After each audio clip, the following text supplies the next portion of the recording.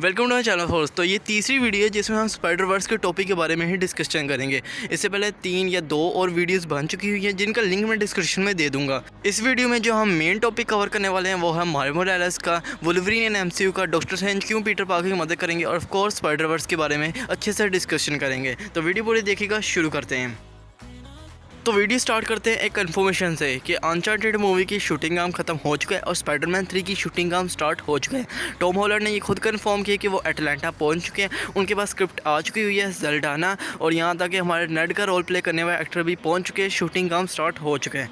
तो अगर हम यहाँ पे मार्वल के ग्रेट प्लान की तरफ नज़र डालें तो WandaVision फेज़ 4 के पहला प्रोजेक्ट होने वाला है, जो कि हमें आइडिया दे देगा कि फेज़ 4 में हमें और क्या क्या चीज़ देखने को मिलने वाली है। Of course multiverse. इसलिए यहाँ पे डॉक्टर स्ट्रेंज हमें स्पाइडरमैन 3 मूवी में देखने मिलने वाले हैं, क्योंकि वांडा ने काफ़ी कुछ मैसअप कर दिया, मल्टीवर्स के साथ पंगे ले लिए हैं और इसका असर बाकी एवेंजर्स पर और बाकी मार्वल की मूवीज़ पर भी होगा। पर बात यहाँ पर ये आती है, क्यों डॉक्टर स्ट्रेंज स्पाइडरमैन 3 मूवी में ही देखने मिलने वाले हैं जबकि बाकी भी एवेंजर्स हैं जिनको डॉक्टर स्ट्रेंज की मदद की ज़रूरत है। तो यहाँ पे बात पहले ये आती है, पीटर अपनी आइडेंटिटी खो चुका है, सबको पता चल गया कि पीटर ही स्पाइडरमैन है। तो यहाँ पे वो छुपने की कोशिश कर रहा होगा, अपनी आइडेंटिटी हाइड करने की कोशिश कर रहा होगा और अपने विलन से बच रहा होगा। तो यहाँ पे ज़्यादा चांसेस है कि पीटर ही डॉक्टर स्ट्रेंज के पास है मदद के लिए।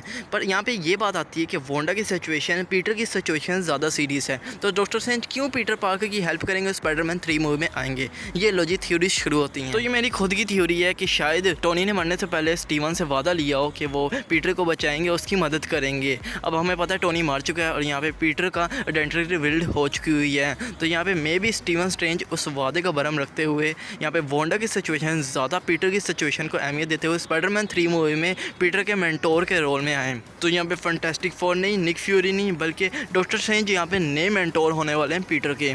अगले यहाँ पे कुछ रूमर्स आ रहे हैं माइल्स मोरालेस स्पाइडरमैन 3 मूवी में होने के, क्योंकि यहाँ पे रिसेंटली स्पाइडरमैन 3 की एक ऑडिशन टेप लीक हो गई जिसमें माइल्स मोरालेस हमें टीवी में स्पाइडरमैन की डेथ को देखते हुए नजर आता है। जी हाँ, स्पाइडरमैन की डेथ। अगर आपको याद हो या कॉमिक कभी पढ़ी हो तो आपको पता ही होगा माइल्स तभी आया था जब पीटर मरा था। तो यहाँ पे ये पॉसिबल हो सकता है कि हमें कोई तीनों में से एक स्पाइडरमैन मल्टीवर्स में मरता हुआ देखने को मिल जाए, पर मुझे इसकी पॉसिबिलिटीज़ बहुत कम लगती हैं, क्योंकि उसी रूमर्स के जरिए ये कहा जा रहा है कि वो और कोई नहीं बल्कि टोबी मैगवायर वाला स्पाइडरमैन होगा। और रिसेंटली हमारे एक ट्रस्टी स्कूपर ने ये रिपोर्ट दी कि टोबी मैगवायर की रिटर्न एमसीयू में थोड़ी मुश्किल हो रही है, क्योंकि जिस मूवी में वो काम करना चाह रहे हैं वो उधर ज़्यादा स्क्रीन टाइम मांग रहे हैं अपने करेक्टर का, पर स्टूडियो उन्हें कम स्क्रीन टाइम दे रहे हैं। पर हमें पता है ये कोई बड़ी बात है नहीं, क्योंकि स्टूडियोज़ जैसे मार्वल या सोनी को पता है कि अगर वो इस इवेंट पर अगर खर्चा करेगी, कॉम्प्रोमाइज़ करेंगे, तो पर रिजल्ट उन्हें ब्लॉकबस्टर एवेंजर्स एंड गेम के लेवल का जैकपॉट मिलने वाला है। तो वो इन छोटी छोटी बातों को इग्नोर कर सकते हैं। वेल सिंपल सा है कि ऐसा मुझे नहीं लगता कुछ होने वाला है, क्योंकि हम सब फेवरेट स्पाइडरमैन फैंस को किसी एक स्पाइडरमैन की भी डेथ मंजूर नहीं है। स्टूडियो मतलब मार्वल, सोनी ये सब जानते हैं। तो यहाँ पे मैंने कुछ थ्योरीज निकाली है जिसमें हमारा कोई भी स्पाइडरमैन मरेगा नहीं, पर कोई नया स्पाइडरमैन मतलब माइल्स मोरालेस हमें देखने मिल जाएगा। तो ये 3 पॉसिबिलिटीज़ हैं। पहली ये कि टॉम हॉलैंड वाले स्पाइडरमैन ने फेक किया और नाटक किया हो कि वो मर गया, क्योंकि उसकी आइडेंटिफिकेशन रिवील्ड हो चुकी हुई है, तो उसके पास और कोई ऑप्शन नहीं थी, जो कि ऑफ कोर्स माइल्स मोरालेस की स्पाइडरमैन की एंट्री का जरिए बन सकता है, क्योंकि हमें ये पता है कि स्पाइडरमैन जब नहीं था तब माइल्स मोरालेस आया था और वही सिचुएशन अप्लाई हो रही है। दूसरी ऑप्शन ये है कि हमारे किसी 3 स्पाइडरमैन के यूनिवर्स में से एक स्पाइडरमैन यहाँ पे अपने यूनिवर्स से दूसरे यूनिवर्स में जाए, तो ऑफकोर्स जिस यूनिवर्स से वो गया है उसी यूनिवर्स में कोई स्पाइडरमैन नहीं है, तो ये भी माइल्स मोरालेस का ज़रिया बन सकता है कि वो अब आ सके। और तीसरी और आखिरी ये पॉसिबिलिटी है कि मे बी वो ऑडिशन टेप जो है वो फेक हो और माइल्स मोरालेस हमें किसी और तरीके से एमसीयू में इंट्रोड्यूस होता हुआ नज़र आ सकता है, maybe as a side की, क्योंकि हमने देखा मार्वल की स्पाइडरमैन की गेम में हमें कोई पीटर की डेथ नहीं दिखाएगी, फिर भी माइल्स मोरालेस हमें देखने को मिला, वो साइड किक के रोल में था। यहाँ पे लाइव एक्शन में टोबी वाले स्पाइडरमैन के साइड किक के रोल के होने के ज़्यादा चांसेस है, क्योंकि टॉम हॉलैंड वाले की बात की जाए तो वो खुद एक लर्निंग एज में और एंड्रयू का भी मुझे चांसेस नहीं लगता। हालांकि यहाँ पे एमसीयू के स्पाइडरमैन मतलब टॉम हॉलैंड वाले स्पाइडरमैन की यूनिवर्स में हमने माइल्स मोरालेस का रेफरेंस देख लिया, तो फिर फ्यूचर में देखते हैं मार्वल इसको लेके क्या करता है।